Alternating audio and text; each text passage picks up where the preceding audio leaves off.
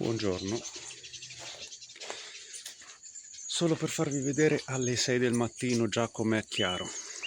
Considerate che più o meno mi sveglio alle 5, 5 e mezza perché cominciano gli uccellini a cinguettare, rumori vari.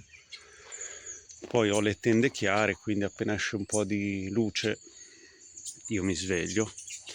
Comunque, dato che molti me lo chiedono, questo è il motivo per cui mi sveglio molto presto e vado a letto anche molto presto perché alle 6 di sera già è buio.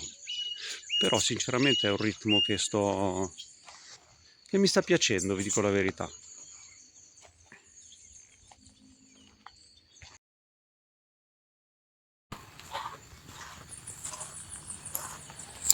E comunque, dopo aver parlato del perché ho scelto il Costa Rica, oggi voglio andare ancora un po' più a fondo, perché secondo me il Costa Rica non si capisce guardando solo la natura, le palme, la gentilezza o il famoso pura vita.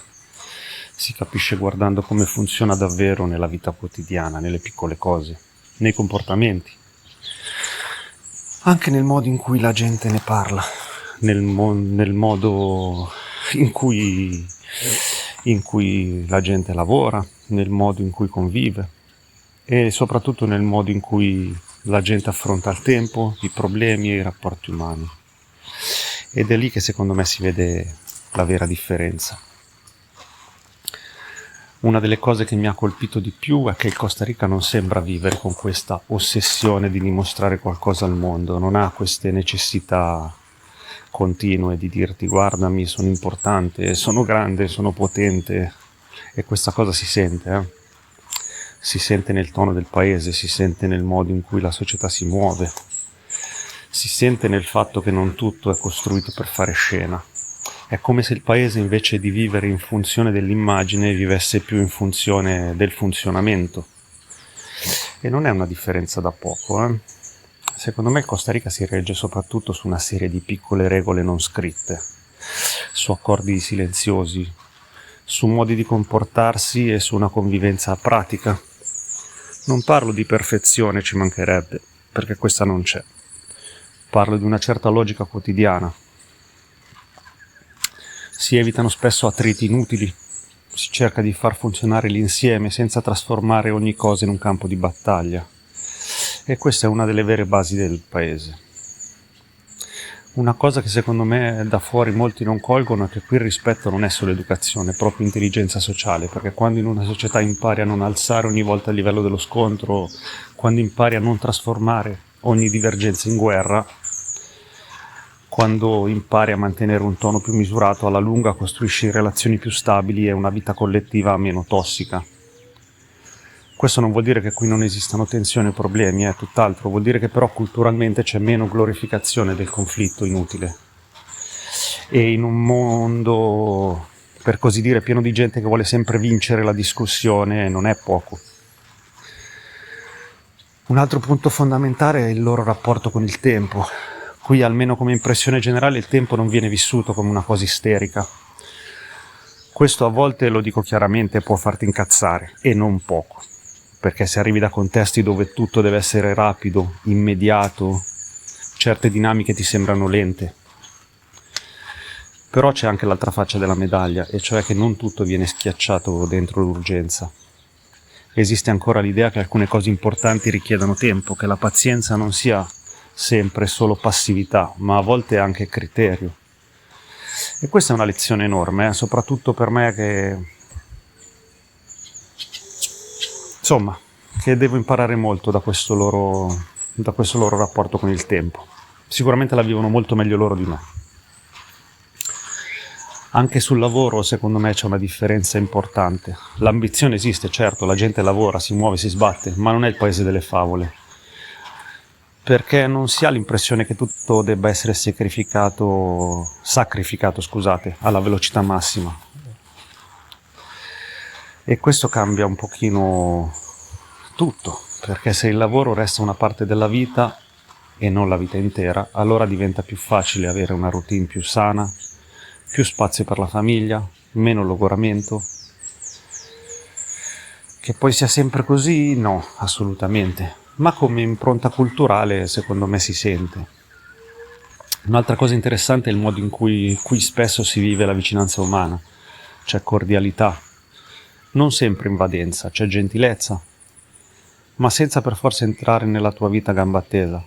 C'è un modo di stare vicini che, almeno in molti casi, non confonde il calore umano con l'intromissione continua. E anche questa è una forma di equilibrio, perché ti fa sentire che il rapporto umano esiste, ma senza schiacciarti.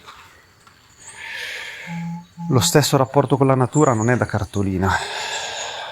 La natura qui non è solo uno sfondo bello, non è solo roba da foto o da drone, è presenza vera, è parte della vita quotidiana ed è anche in un certo senso una maestra, perché il continuo contatto costante con l'ambiente ti ricorda che non tutto si controlla, che non tutto si domina e che ci sono limiti, che devi adattarti, che il mondo non gira tutto intorno alla tua volontà. E secondo me questa cosa ti modella il carattere, ti rende meno dominante, meno ossessionato dell'imporre quello che vuoi te e basta, e più portato a trovare soluzioni pratiche, ragionevoli e soprattutto sostenibili.